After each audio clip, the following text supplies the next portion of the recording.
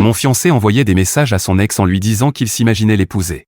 Alors je l'ai laissé planter à l'hôtel avec une photo de son ex pour que son rêve devienne réalité. Je sais que certaines personnes ici vont immédiatement me traiter de dramatique et d'impoli, mais franchement, l'idiot que j'allais épouser fantasmait sur son ex. Quel genre de paillasson se marie quand même dans ces conditions? Mon ex, que j'appellerai Brandon, 26 ans, et moi étions ensemble depuis plus de 3 ans et fiancés depuis 6 mois. Je sais que le mariage était un peu précipité, mais c'était parce que mon ex ne voulait pas attendre 1 an avant de m'épouser. Je pensais qu'il était pressé de m'épouser par amour, que c'était pour ça qu'il ne voulait pas attendre. J'étais stupide, parce que je n'ai jamais réalisé que rien de tout cela n'était à propos de moi. Désolé, mais ici je vais beaucoup me lâcher. Ma famille et mes amis connaissent les grandes lignes de ce qui s'est passé, et ils savent pourquoi j'ai laissé mon ex à l'hôtel, mais je ne peux pas commencer à débattre de toutes mes émotions et de tous mes sentiments avec eux. Tout le monde dans ma vie ne connaît pas les détails complets de ce que je traverse. J'étais follement amoureuse de mon ex. J'attendais le mariage avec impatience depuis presque 6 mois. J'ai donné 100% de moi-même pour que ce mariage soit parfait. Brandon était occupé par son travail et me disait qu'il se fichait des détails du mariage, que je pouvais faire comme je voulais. J'ai essayé d'avoir son avis, mais il disait toujours qu'il n'y connaissait rien, donc que ça ne servait à rien de lui demander. Depuis nos fiançailles, j'avais ce sentiment persistant que mon fiancé prenait ses distances avec moi. Au début, je pensais que c'était à cause de la pression au travail, mais ensuite j'ai commencé à sentir qu'il y avait une sorte de fossé dans notre communication. On sortait rarement ensemble et on ne passait même pas beaucoup de temps de qualité à la maison. Chaque fois que j'essayais de planifier quelque chose de spécial ou de proposer un rendez-vous, il y avait toujours des excuses pour expliquer pourquoi ce jour-là n'était pas possible. À un moment donné, j'ai fini par être un peu frustré et j'ai dit directement à Brandon que j'avais l'impression qu'on s'éloignait l'un de l'autre. Il m'a fortement manipulé en me faisant douter de moi-même, en répétant que son travail et mes préparatifs de mariage prenaient tout notre temps, et que tout irait mieux une fois le mariage passé et quand il travaillerait moins d'heures. Au lieu de me dire qu'il ne voulait pas m'épouser, il a préféré mentir. Pour information, je travaille aussi, mais je travaille à domicile et j'ai plus de temps. J'avais également de bonnes économies que je mettais dans le mariage. Pendant ce temps, il n'avait pas beaucoup d'économies personnelles et devait faire des heures supplémentaires pour payer sa part. Avant que quelqu'un me traite de bridilla, je précise que nous devions avoir un petit mariage intime, avec une décoration minimale et aucun luxe. Brandon a toujours été mauvais avec l'argent et a pris beaucoup de mauvaises décisions par le passé. Il n'avait donc pas beaucoup d'économies à apporter, et il ne pouvait pas non plus faire énormément d'heures supplémentaires, alors nous avons opté pour quelque chose de très simple. J'étais heureuse de me marier, je n'avais pas besoin que ce soit grand ou extravagant. J'aurais même accepté un mariage à la mairie, ou des fiançailles longues pour que Brandon puisse économiser, mais il n'était pas d'accord. Il m'a dit qu'il travaillerait en heures supplémentaires et qu'il apporterait l'argent. Un petit mariage à l'église, avec une petite réception sur la pelouse de l'église, c'était tout ce que nous allions avoir. Simple et direct. En même temps, je n'aurais jamais imaginé que je laisserais Brandon à l'hôtel le jour de notre mariage. D'un autre côté, ce n'était jamais notre jour spécial dans son esprit, puisqu'il imaginait que la mariée était quelqu'un d'autre. J'aimerais plaisanter, mais ce n'est pas le cas. Une semaine avant le mariage, j'ai reçu au hasard un message Facebook de l'ex-petite amie de Brandon, Kelly, une femme de 26 ans. Je savais que c'était son ex rien qu'en voyant son nom. Je ne l'avais jamais rencontré, ni quoi que ce soit, parce qu'on m'avait dit qu'il n'était plus en contact. Kelly m'a donc écrit pour me dire qu'il y avait quelque chose que je devais savoir à propos de Brandon. Elle m'a expliqué qu'il lui envoyait des messages déplacés et qu'il manquait de respect à notre relation. J'ai honte de dire que je ne l'aurais pas cru si elle ne m'avait pas envoyé de preuves. Elle a dit qu'elle savait que je voudrais voir des preuves, alors elle a joint des captures d'écran de leurs messages Instagram. Ces messages remontaient à assez longtemps. Kelly n'avait répondu qu'une seule fois. C'était surtout Brandon qui lui envoyait des messages aléatoires, à des jours quelconques, pour lui dire qu'elle lui manquait et qu'il avait encore des sentiments pour elle. Ces messages avaient commencé lorsque Kelly s'était fiancée. Au bout d'un moment, Kelly en a eu assez et lui a dit qu'elle allait le bloquer et qu'il devrait se concentrer sur sa propre relation au lieu de la harceler. Cependant, Brandon ne s'est pas arrêté. Ce qui m'a complètement brisé, c'est ce que j'ai vu qu'il disait à propos de notre mariage. Brandon a dit à Kelly qu'il l'imaginerait à ma place le jour de notre mariage. Il lui a dit qu'il se souvenait encore de chaque détail du mariage qu'il avait prévu avec elle, et qu'il ne m'en avait jamais parlé parce que tout cela était réservé uniquement à Kelly. Donc la raison pour laquelle Brandon ne donnait jamais son avis était simplement qu'il voulait que ses rêves de mariage se réalisent et qu'il voulait l'épouser, elle. Je ne peux pas entrer dans les détails de ces messages, car c'est tout simplement humiliant pour moi, même d'y repenser. J'étais stupide, les gars. J'ai pensé un instant que Kelly était peut-être une ex toxique qui avait créé de fausses captures d'écran et de faux messages pour nous séparer et se remettre avec lui, mais je n'étais pas assez stupide pour ne pas vérifier le téléphone de Brandon. Il n'avait même pas pris la peine de supprimer ses messages. On aurait pu expliquer ça si Kelly avait piraté le compte de mon fiancé, mais je n'étais pas non plus paranoïaque à ce point. Ce jour-là, j'ai quitté la maison et je suis allé chez ma demoiselle d'honneur et meilleure amie, Mira. J'ai laissé un message à Brandon en lui disant que ma meilleure amie ne se sentait pas bien et qu'elle m'avait appelé pour que je reste la nuit, parce qu'elle ne voulait pas être seule. Brandon a cru à ce mensonge. J'y suis resté les 3 jours suivants avec les mêmes excuses. Il n'a même pas pris la peine de vérifier comment j'allais ni de me demander quand je rentrerais. Voilà à quel point il était détaché. Peut-être qu'il n'a jamais été amoureux de moi. J'en suis de plus en plus convaincu. J'ai passé 3 jours assez déprimé, je ne vais pas mentir, jusqu'à ce que je prenne enfin une décision. Il était clair pour moi que le mariage n'aurait pas lieu. Ou plutôt, que je n'allais pas l'épouser. Je ne pouvais tout simplement pas me marier avec quelqu'un qui allait imaginer son ex à ma place. Annuler le mariage aurait été la bonne décision si vous êtes un être de lumière qui pense que le karma finit toujours par rattraper les gens qui agissent mal. Moi, je ne crois pas à ces bêtises, je voulais ma propre revanche. Alors au lieu de simplement confronter Brandon et d'annuler le mariage, j'ai décidé de laisser les choses suivre leur cours et de le laisser à l'hôtel. J'avais passé 6 mois à tout organiser et je ne voulais pas que tout ça parte en fumée. Annuler n'aurait servi à rien, car il était déjà trop tard pour obtenir des remboursements. J'ai donc décidé de canaliser ces ressources vers quelque chose de productif, ma vengeance. Je suis rentré à la maison et j'ai fait semblant que tout allait bien. Pendant ce temps, j'expliquais à ma famille et à mes amis ce que Brandon avait fait. Je leur ai aussi fait promettre de garder le secret. Tout le monde n'était pas d'accord avec ce que je prévoyais de faire, mais personne n'a rien dit à Brandon ni à sa famille. J'ai également commencé à emballer lentement mes affaires importantes et à les envoyer chez Mira sans que Brandon ne s'en rende compte. Ce n'était pas très difficile, il était complètement déconnecté. La veille du mariage, je suis allé dormir chez elle, comme nous l'avions décidé. J'ai demandé à mes autres demoiselles d'honneur d'aller très tôt à l'église le lendemain matin pour installer une silhouette découpée de Kelly à l'hôtel. Taille industrielle, presque grandeur nature, ce qui n'était pas donné, surtout à la dernière minute. Mes meilleures demoiselles d'honneur ont fait exactement ce que je leur ai demandé. J'imagine qu'elles sont entrées dans l'église déguisées en tenue de camouflage et tout. Enfin, c'est comme ça que je choisis d'imaginer la scène. Le jour du mariage, Mira était la seule à se rendre sur le lieu de la cérémonie. Quand elle est arrivée, tout le monde avait déjà découvert la silhouette, et Brandon n'arrêtait pas de m'appeler. Il a couru vers Mira pour lui demander ce qui se passait. Mira l'a ignoré et a simplement dit à tout le monde que le mariage était annulé, et que s'il voulait savoir pourquoi, il n'avait qu'à demander à Brandon. Elle est partie après ça, et peu importe à quel point Brandon l'a harcelée, elle n'a rien voulu lui dire. Mes demoiselles d'honneur et moi étions déjà partis en voiture vers une ville balnéaire dans la ville voisine pour que personne ne puisse me trouver. Mira nous a rejointes plus tard. Nous avons toutes passé 2 jours dans cette ville au bord de la mer à essayer de nous remonter le moral. Ça a aidé, mais la réalité m'a rattrapé quand je suis rentré chez moi. Je ne suis évidemment pas retourné chez Brandon. Mon nom n'était pas sur le bail de toute façon. Je payais la moitié du loyer, mais le contrat n'avait jamais été mis à jour parce que Brandon vivait seul là-bas avant que j'emménage avec lui, donc il n'avait pas eu besoin de prévenir le propriétaire ou quoi que ce soit. Je suis resté chez Mira, et elle a fait fuir Brandon quand il a essayé de venir me voir. Depuis, il m'envoie des messages et des notes vocales en me suppliant de lui parler.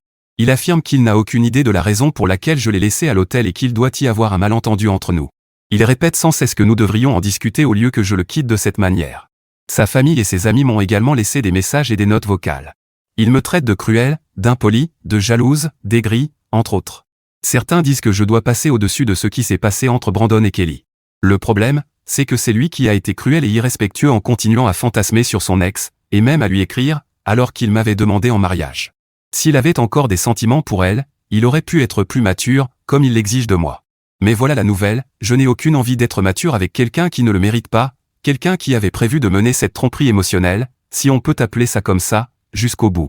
Il allait me laisser l'épouser, et pour quoi faire? Pour que je sois un lot de consolation? Là, je suis assise en train de prévoir de brûler ma robe de mariée. Je ne veux pas parler à Brandon, parce que ça ne résoudrait rien. Et s'il a encore des doutes sur la raison pour laquelle je l'ai laissé à l'hôtel, ce qui devrait être évident maintenant, c'est son problème, pas le mien. Ce n'est pas mon travail de répondre à toutes ces questions, ce n'est plus mon problème. Eddie, sa famille ne connaît pas non plus les raisons, parce que je ne les lui ai pas dites. Je savais que cela gâcherait ma petite surprise. Seules des personnes de confiance sont au courant. Et même si certains m'ont conseillé de ne pas le faire, ce n'est pas comme si j'étais particulièrement du côté de Brandon en ce moment. Mon plan aurait été meilleur si, en plus de la photo, j'avais aussi informé le reste des invités de ce qui se passait, au moins au moment de la révélation. Mais je n'étais pas dans le meilleur état mental à ce moment-là pour planifier une vengeance dans les moindres détails.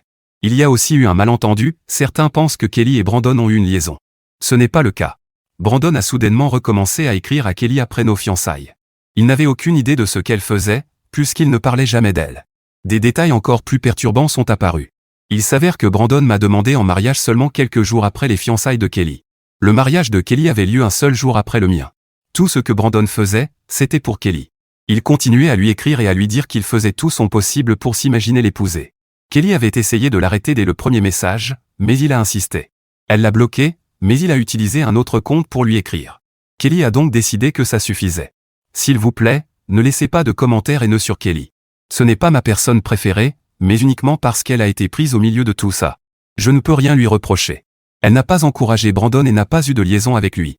Dans ses messages, elle lui a clairement dit que c'était fini entre eux et qu'il ne devait pas dire ce genre de choses alors qu'il était dans une relation sérieuse avec quelqu'un d'autre. C'est Brandon qui a continué à la harceler. J'ai énormément de preuves contre lui. Je ne sais pas s'il lui a écrit après le mariage.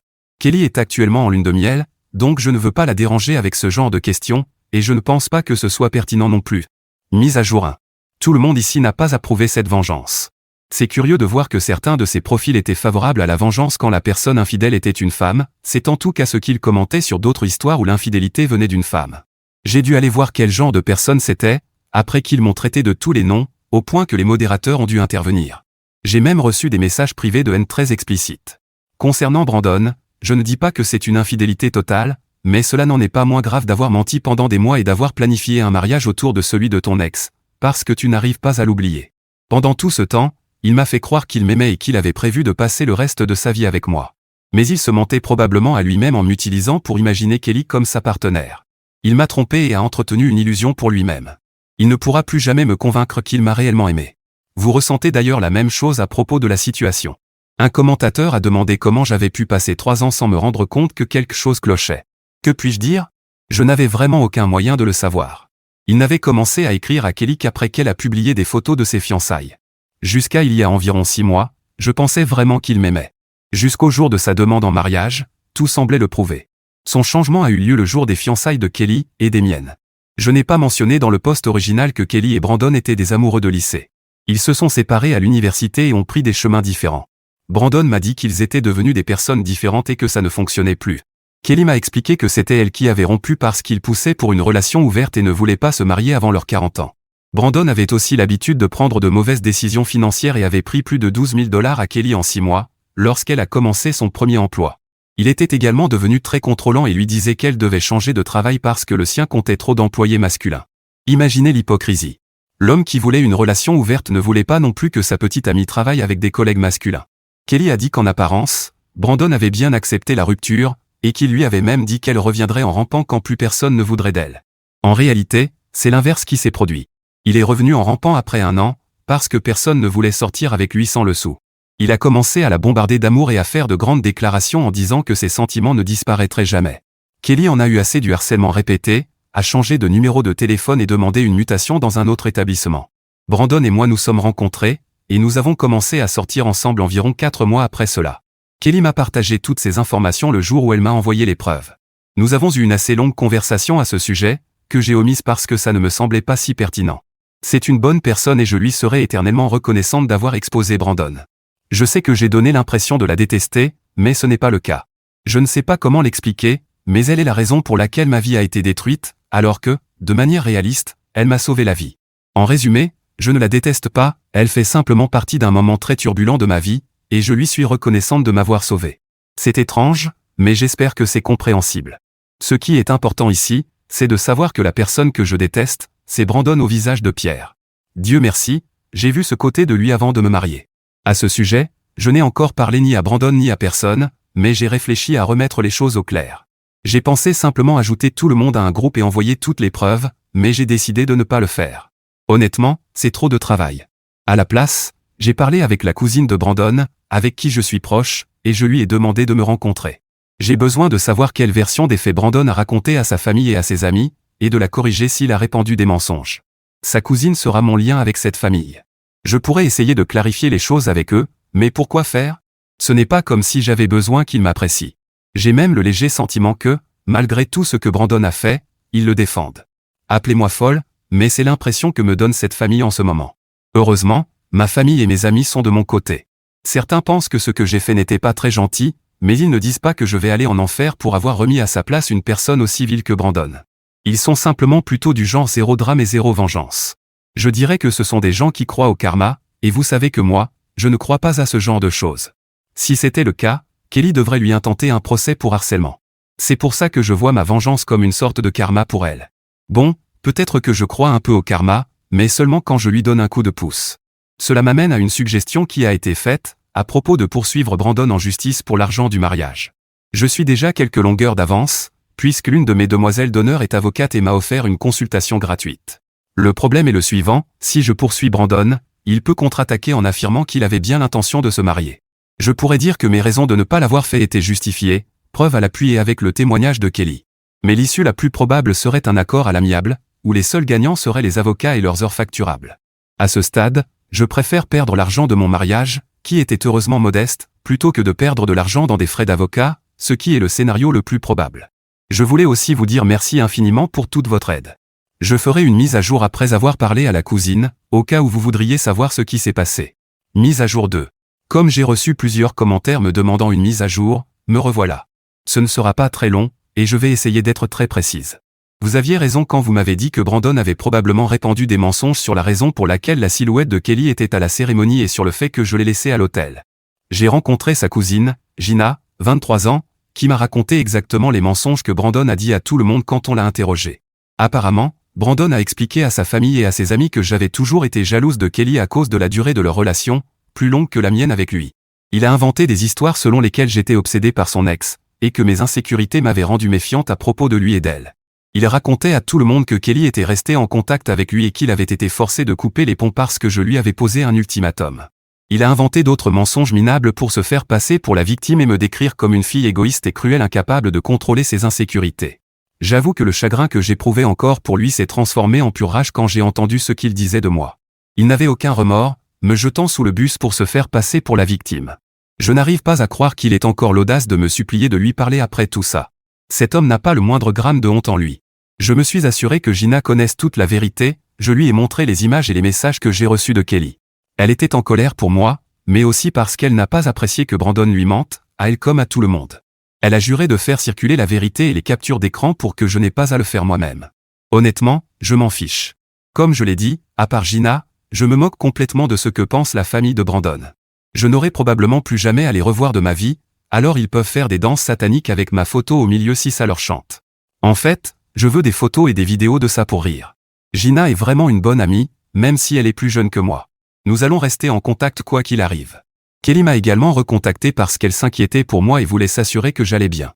Je ne comprends pas pourquoi mon ex a pris la décision stupide de la perdre à l'époque, j'ai même envie de l'épouser moi-même maintenant.